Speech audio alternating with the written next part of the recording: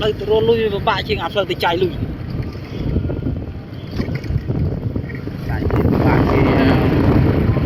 lần từ chạy lui play nhang nát cái tầng này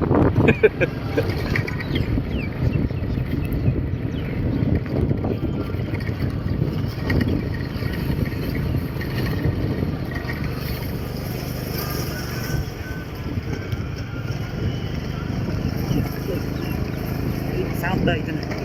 sao cái dừng của mình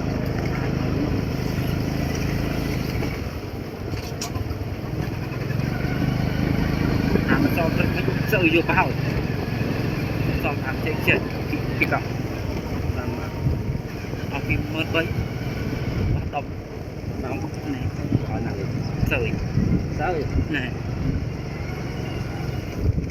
tôi bị thả mau nữa karaoke không á